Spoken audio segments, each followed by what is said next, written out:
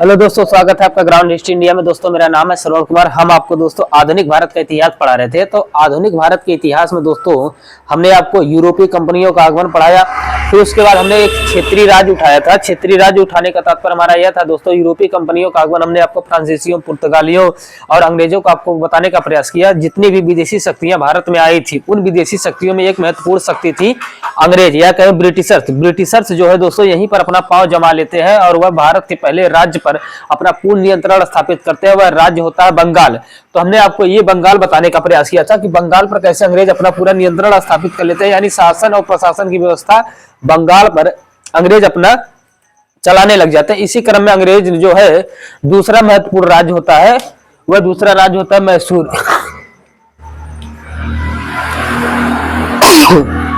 माफ करिएगा दोस्तों, मैसूर पर अपना नियंत्रण स्थापित करने के बाद अंग्रेज जो है दोस्तों एक महत्वपूर्ण और राज्य को अपने कब्जे में ले रहे हैं। उसे हम आपको बताने का प्रयास कर रहे हैं। वह राज्य है अवध। अवध दोस्तों यहाँ पर है। अगर आप इस वीडियो में नए हैं तो इसके पहले वाले 2 वीडियो में हमने आपको अवध के जो भी महत्वपूर्ण नवाब है उन्हें बताने का प्रयास किया था, और अवध का जो भी सीमा क्षेत्र था वह बताने का प्रयास किया था कि जैसे अवध का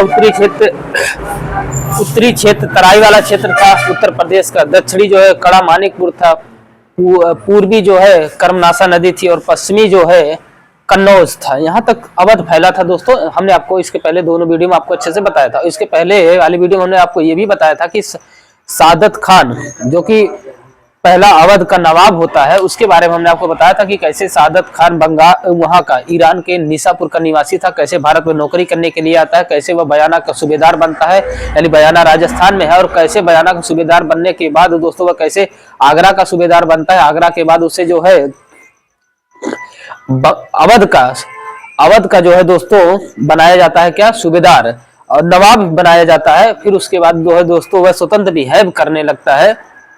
इसी क्रम में दोस्तों हमने आपको इन सारे घटनाक्रम को आपको बताया कि फिर उसके बाद सादत खान का लालसा इतना बढ़ता है कि नादिर शाह का हमला होता है करनाल में, यानी करनाल जो है दोस्तों हरियाणा में पड़ता है। नादिर शाह वहां पर लूटपाट करके जाता है, लेकिन यह जो है इसे कहता है, यानी नादिर शाह से कहता है कि आप जो है दिल्ली पर हमला करिए, आपको 20 करोड़ रुपए मिलेंगे। फाइनली जो है नादिर शाह दिल्ली में 57 दिन तक नरसंहार करता है और उसे पैसे 20 करोड़ रुपए नहीं मिलते हैं। तो यह जो है सादत खान को बुलाता है और सादत खान जो है उसके सम्मुख नहीं आता है, जहर खाकर आत्महत्या कर लेता है। ये सारी कहानियां हम इसके पहले वाली वीडियो में आपको अच्छे से समझा चुके हैं। अब हमारी कहानी इसके आगे स्टार्ट हो रही है कि सादत खान की मृत्यु के बाद अगला जो नवाब बन रहा है वह है सफदरजंग। सफदरजंग दोस्तों यह क्या है? सफदरजंग दोस्तों सादत खान का भतीजा है या कहे दामाद है। इसके बारे में थोड़ा सा जान जाइए दोस्तों कि सादत खान का दामाद व भतीजा था। सफदरजंग ने मोहम्मद शाह रंगीला के पुत्र, यानी इसके बारे में बताया जाता है कि मुगल जो बादशाह थे मोहम्मद शाह रंगीला के पुत्र थे, उनका नाम था अहमद शाह। अहमद शाह के साथ मिल करके सफदरजंग ने, बताया जाता है कि मानिकपुर के युद्ध में अहमद शाह अब्दाली को इसने पराजित किया था। और इसी मित्रता के तहत जब अगला मुगल बादशाह बनता है मोहम्मद शाह ने इसे जो है कहाँ का मुगल वजीर बनाया था। इसी मुगल वजीर के पद के नाते जो है अवध के जितने भी नवाब बनते हैं वह अपने आप को नवाब वजीर का पद से सुशोभित करते हैं, अपने जितने भी नवाब बनते हैं अवध के। तो हमने यहाँ पर लिखा भी है कि सफदरजंग ने मोहम्मद शाह रंगीला के पुत्र अहमद शाह के साथ मिलकर मानकपुर का युद्ध होता है या झड़प होता है, उसमें अहमद शाह अब्दाली को हराया था। इसीलिए मुगल बादशाह अहमद शाह द्वारा इसे मुगल वजीर का पद दिया जाता है और इलाहाबाद का सूबा भी दिया जाता है। अब अवध के नवाब वजीर कहलाने लग जाते हैं। सफदरजंग की दोस्तों कुछ उपाधियां हैं जिसे आप जानते रहिए। वो उपाधियां क्या है? वजीर उल हिंदुस्तान, नाइब वजीर, मीर आतिश, कश्मीर का सूबेदार। इसने दोस्तों इतना एक कूटनीतिक व्यक्ति था, योग्य व्यक्ति था कि इसने जो है अवध मराठा संघ बनाया था। अवध मराठा संघ बनाने का तात्पर्य इसका यह था कि यदि अवध पर हमला होगा तो आप हमारी मदद करेंगे, मराठे हमारी मदद करेंगे। इसके लिए इसने जो है मराठा सरदार जसवंत राव होलकर और जयप्पा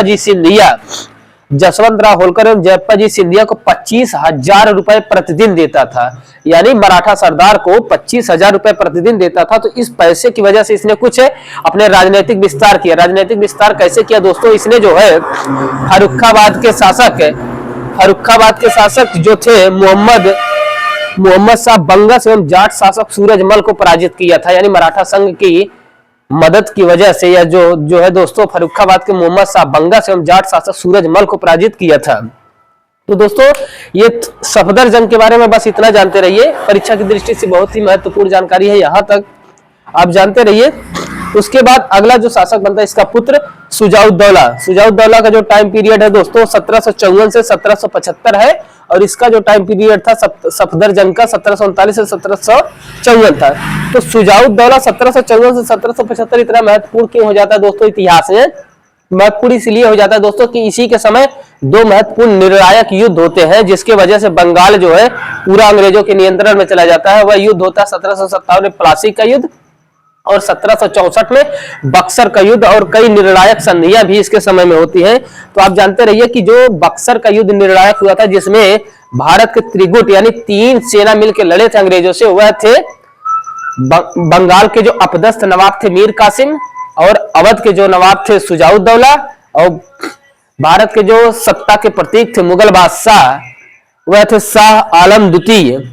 ये त्रिगुट लड़े थे जिसमें सैनिक कुशलता के माध्यम से अंग्रेज जो है पूरा युद्ध को विजित करते हैं और पूरे के पूरे बंगाल को अपने नियंत्रण में ले लेते हैं। तो इसी क्रम में जानिए दोस्तों शुजाउद्दौला को जानिए, यह अवध का शासक है। इसी के समय मुगल बादशाह दोस्तों, अभी इस समय क्या चल रहा था दोस्तों 1754 से पहले थोड़ा सा परिस्थितियां कुछ है मुगल बादशाह यानी दिल्ली में। यहां पर अगर हम बात करें दिल्ली की जो सत्ता थी इतनी डामाडोल कंडीशन हो जाती है दोस्तों कि यहाँ पर कई गुट सक्रिय हो जाते हैं। एक तुरानी गुट होता है, एक ईरानी गुट होता है, एक हिंदुस्तानी गुट होता है, ऐसे और कई गुट सक्रिय हो जाते हैं। और इसी क्रम में दोस्तों एक वजीर होता है, तुरानी गुट का वजीर होता है जिसका नाम होता है इमादुल मुल्क। इमादुल मुल्क की जो है शाह आलम से कुछ शत्रुता हो जाती है जिसके कारण यह जो है दिल्ली छोड़ देता है। दिल्ली छोड़ करके दोस्तों यह यानी दिल्ली की सत्ता छोड़ करके यह यहाँ पहुंच जाता है अवध। अवध जब आता है तो अवध का जो नवाब था शुजाउद्दौला यह मुगल बादशाह शाह आलम को शरण देता, सम्मान देता, अपने राज्य में रहने की अनुमति भी इन्हें प्रदान करता है। हमने यहाँ पर लिखा भी है शुजाउद्दौला ने सम्मान दिया और अवध में शरण दिया। बक्सर युद्ध में बने त्रिगुट में यह भी शामिल थे। तो दोस्तों जब हमने आपको इसके पहले आपको बताया था बक्सर का जो युद्ध हुआ था तो उसमें इलाहाबाद की द्वितीय संधि हुई थी। इलाहाबाद की द्वितीय संधि में दोस्तों 16 अगस्त 1765 हुआ था जिसमें बनारस और गाजीपुर की जागीर जो है बलवंत सिंह को दिया गया था। बलवंत सिंह जो है एक अंग्रेजों का चाटुकार कहे या मित्र कहे यह था। इसके एवज में दोस्तों इसने जो बनारस और गाजीपुर की जागीर दिया गया था बलवंत सिंह को, और दोस्तों 50 लाख रुपए अवध को देना था कंपनी को, यानी अवध के ऊपर जुर्माना लगाया गया था कि आप कंपनी को 50 लाख रुपए देंगे, यही यह जुर्माना लगाया गया था। मुगल बादशाह शाह आलम द्वितीय अंग्रेजों की अधीनता छोड़कर मराठों के शरण में आ गए थे। इसी के लेकर बनारस की संधि हो रही, यानी बनारस की संधि क्यों हो रही दोस्तों? क्योंकि जो मुगल बादशाह शाह आलम द्वितीय थे वह अंग्रेजों के अधीन से चले गए थे, लेकिन अब जो है शाह आलम द्वितीय अंग्रेजों की अधीनता को छोड़ करके मराठों के शरण में चले गए थे। अब जब मराठों के शरण में चले गए हैं तो अब इसी बात को लेकर के एक संधि हो रही जिसे बनारस की संधि कहा जाता है। और बनारस की संधि हो रही दोस्तों वारेन हेस्टिंग्स और शुजाउद्दौला के मध्य। हुआ क्या था दोस्तों कि 50 लाख रुपए के बदले इलाहाबाद और कड़ा का क्षेत्र पुनः अवध को मिल गया। यानी 50 लाख रुपए के बदले इलाहाबाद और कड़ा का क्षेत्र पुनः अवध को मिल गया। अब ये कड़ा और इलाहाबाद का क्षेत्र दोस्तों, इलाहाबाद और कड़ा का क्षेत्र समझिए, जब 1764 में बक्सर का युद्ध हुआ था तो कड़ा और इलाहाबाद का क्षेत्र जो है दोस्तों अवध से लेकर के मुगल बादशाह को दिया गया था। यानी अवध से लिए मुगल बादशाह को दिए। अब मुगल बादशाह मराठों के शरण में चले गए तो यही जो है इलाहाबाद और कड़ा का क्षेत्र 50 लाख रुपए अवध से लिए अंग्रेज और फिर अवध को दे दिए। ठीक है, समझ गए आप? यानी अवध से लेकर के मुगल बादशाह को दिए, फिर मुगल बादशाह से लेकर के फिर अवध को दे रहे हैं, 50 लाख रुपए ले रहे हैं। ये परिस्थिति है। इसीलिए दोस्तों कहा जाता है कि अवध जो है अंग्रेजों की दुधारू गाय कहा जाता था। और रुहेला एवं बंगसों के विरुद्ध, यानी आप यहाँ पे समझ गए, 50 लाख रुपए के बदले इलाहाबाद और कड़ा का क्षेत्र पुनः अवध को दिया गया था जो कि अवध का ही भाग था। रुहेला एवं बंगसों के विरुद्ध अभियान में 40 लाख वार्षिक के बदले अंग्रेज सैन्य सहायता देंगे। यानी अंग्रेज ये बताए थे अवध से कि यदि आप बनारस की संधि में यह हुआ था कि यदि आप रुहेला सरदारों के विरुद्ध और बंगसों के विरुद्ध यदि अवध अभियान करेगा, सैनिक अभियान करेगा, यदि इनसे युद्ध होगा तो उसकी सहायता के लिए हम आपकी मदद करेंगे, लेकिन मदद के बदले में हमें 40 लाख रुपए प्रति वार्षिक देना होगा। यानी अवध दे भी रहा था 40 लाख रुपए वार्षिक, इनसे हमले से बचने के लिए या कहीं के ऊपर हमला न करें इसलिए दोस्तों। और इसी प्रावधान का लाभ उठाकर जब इसने जो है सुजाउद्दौला जो है इन्हें पैसा देता था, तो इसी प्रावधान का लाभ उठाकर इसने भी क्या काम किया, अपने राज्य का थोड़ा सा विस्तार किया। विस्तार कैसे किया, जब इन्हें पैसे भी दे रहा है तो इसी प्रावधान का लाभ उठाकर सुजाउद्दौला ने रुहेला सरदार हाफिज अली खान पर हमला कर दिया। दोनों के मध्य 1774 में मीरनपुर कटरा नामक स्थान पर भीषण युद्ध हुआ, जिसमें हाफिज अली मारा गया।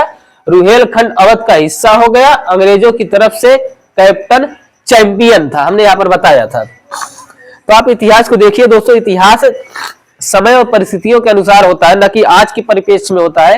यानी एक व्यक्ति है, यानी ये जो सुजाउद्दौला अवध का नवाब है, यह जो है रुहेला सरदार हाफिज खान को जो है दोस्तों, हाफिज अली को मार करके पूरे रुहेलखंड पर अवध का नियंत्रण स्थापित करवा देता है। तो दोस्तों आई होप आप लोगों को अच्छे से समझ में आया होगा। हमने आपको थोड़ा सा अवध का इतिहास बताने का प्रयास किया। तो क्लास कैसी लग रही है लाइक और शेयर जरूर करिएगा दोस्तों। यूट्यूब पर हमारा चैनल है ग्राउंड हिस्ट्री इंडिया, और जितने भी सोशल मीडिया है, चाहे वो इंस्टाग्राम हो चाहे फेसबुक हो, फेसबुक पर हमने ग्राउंड हिस्ट्री इंडिया के नाम से पेज बनाया है, आप वहां पर भी जाकर के फॉलो कर सकते हैं। आप कहीं से भी पढ़िए, बस दोस्तों इतिहास को उतना एनालिटिक अप्रोच के साथ पढ़िए जितना आपको जरूरी है आज के परिप्रेक्ष्य में दोस्तों। धन्यवाद।